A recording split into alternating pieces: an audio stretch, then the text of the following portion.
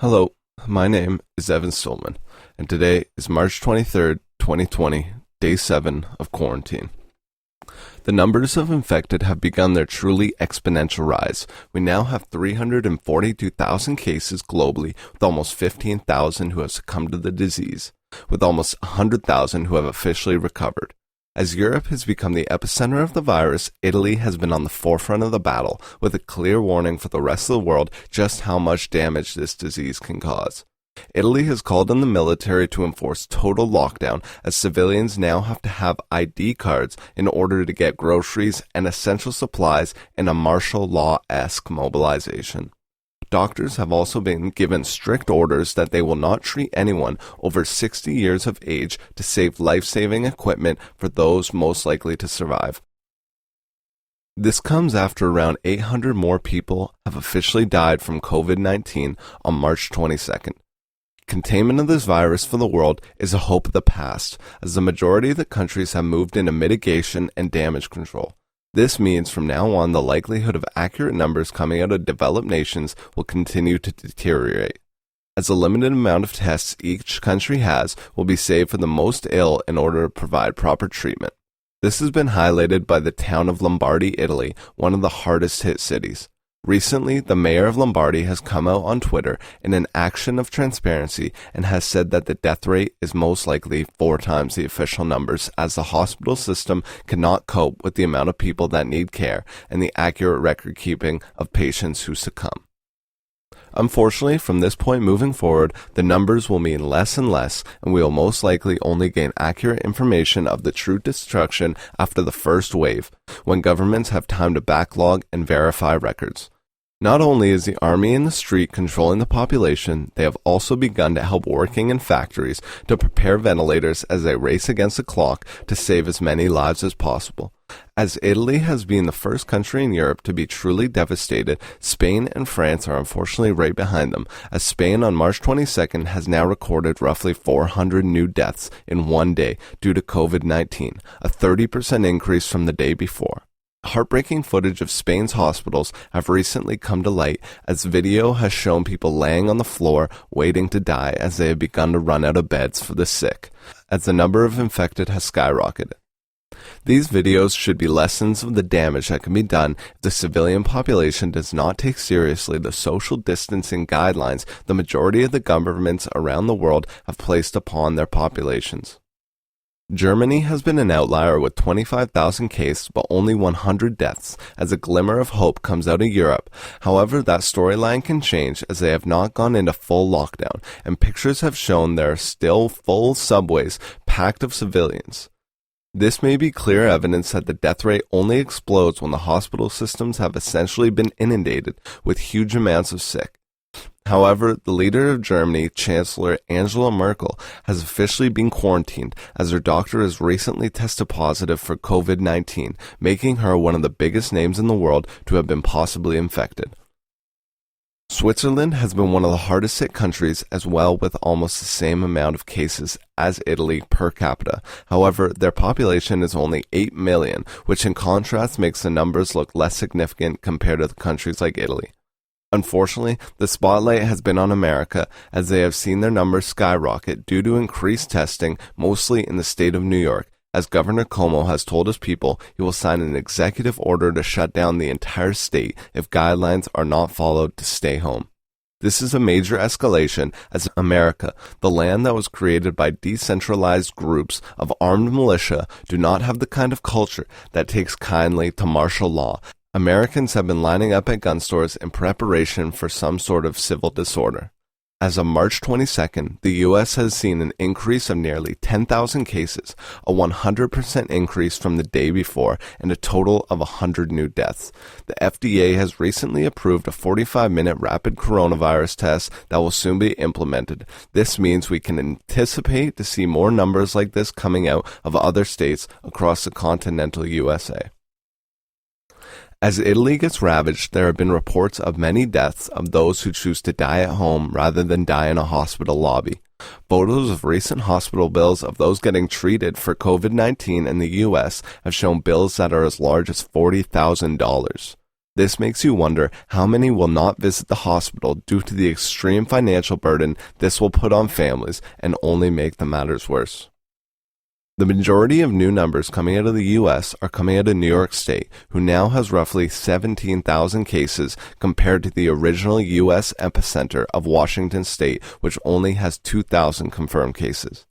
New York State is home to around 8% of the population of the U.S. It makes you wonder the true horrifying numbers that lay in the shadows of major cities such as Chicago, LA, Houston, Seattle, Miami, and many others that have not tested nearly enough to understand the true dire situation that the American people may be facing. In an unprecedented move, Donald Trump has outlined National Guard activations in the states of New York, California, and Washington as military engineers will help build hospitals and military medics will help the overwhelmed doctors and nurses prepare for the worst. This has come over what seems to be weeks of inaction at a federal level. Even despite this incredibly ominous response, many still believe the deadliness of the coronavirus is a hoax, as many individuals across the continental U.S. and the world go on about their lives as normal, not understanding the critical moment of history that is playing out in front of our eyes. The latest development of this crazy story is that of Harvey Weinstein, the defamed Hollywood sexual predator, has recently been tested positive for COVID-19 as Rikers Island has been the center of a local outbreak. The prison system is at huge risk of massive spread and limited supplies. This is why in many countries we have seen astonishing scenes of how some are dealing with their prison population. In Italy, we have seen massive jailbreaks of crowds of prisoners running free in orange jumpsuits. Iran has recently temporarily released 54,000 prisoners due to fears of outbreaks, with the choice of either letting them die in their cells or let them free. This may be for everyone's benefit, especially those who work at prisons. In Colombia, the anxiety is so high in prison populations, they have begun to riot. In a recent report, the Ministry of Justice stated, "I have to inform you that last night there was a massive and criminal escape attempt at the La Modelo prison and revolts at different penitentiary centers in the country." The city of Bogota's La Modelo prison is one of Colombia's largest and most overpopulated prisons. This riot resulted in 23 deaths, a clear example of the death that may come by proxy of civil unrest from the panic of the COVID-19 disease. In Canada, many hundreds of doctors in British Columbia have signed petitions to government calling for lockdowns as they nervously watch their population not abide by social distancing as the hospitals begin to fill.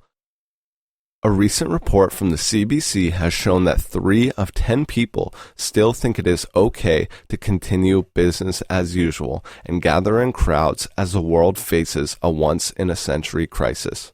The Canadian Health Minister, Patty Hajdu, gave a stern warning to Canadians defying self-isolation orders Saturday, saying that a failure to follow public health guidelines to limit the spread of COVID-19 could put our civil liberties in jeopardy, and our freedoms depend on the public taking these guidelines seriously. As a Canadian citizen, I hope we listen. As a dark cloud begins to cover the world, this time is also an incredible opportunity to reflect, create, and cherish a relationship you have with those around you. I will now end with a recent video that was uploaded by Chris Hadfield, world-renowned Canadian astronaut. Thank you for listening and stay safe. Hi, I'm Chris Hadfield. I've spent a little time self-isolating on board a spaceship. How are you doing with self-isolation?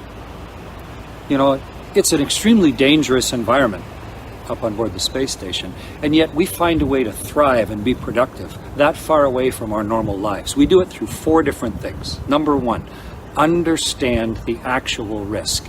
Don't just be afraid of things.